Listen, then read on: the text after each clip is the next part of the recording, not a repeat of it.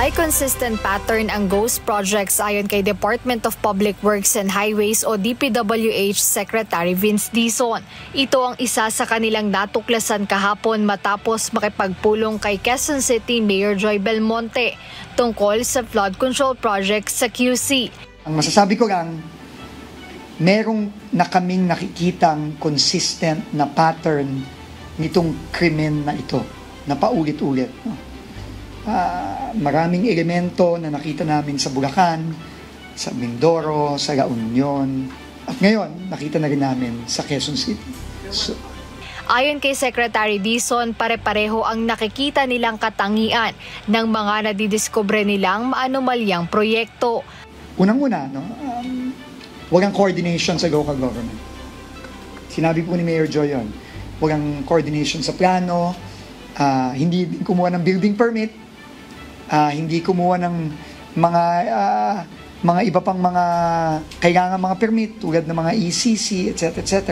Dagdag pa ng kalihim na kaya lumobo sa bilyon-bilyong pisong halaga ang flood control na napunta sa wala ay dahil din sa mga kawani ng ahensya.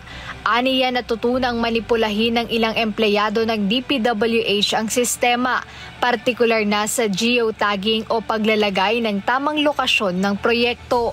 Sasabihin, halimbawa, coordinate, longitude, latitude, dito yan. Sasabihin ng babaguhin yan, no? Binabago nila, namamanipula ng mga taga-DPWH yung coordinates at ililigaw ka. No? At minsan dadaling ka sa ibang proyekto at papagabasin nila yun ang proyektong natapos na, pero hindi naman yun. Kaya dala ng galit ng kalihim sa nadidiskubreng mga katiwalian sa flood control projects. Tiniyak niya na maparurusahan ang mga mapatutunayang mastermind nito. Bukod dito, tuloy-tuloy pa rin ang kanilang pag-iimbestiga. Ngunit ang mga resulta at iba pang impormasyon ay ibibigay ng direkta aniya sa Independent Commission on Infrastructure o ICI. Panghuli na muna ayon kay Secretary Dizon, ang 4 na ghost flood control projects sa 1st District ng lalawigan ng Bulacan na inirekomenda nila sa Office of the Ombudsman. Nagkakahalaga ang mga ito ng aabot sa halos 400 million pesos. Jed Neresina, UNTV News and Rescue. Diyos ang aming sandigan, serbisyo publiko ang aming pinahahalagahan.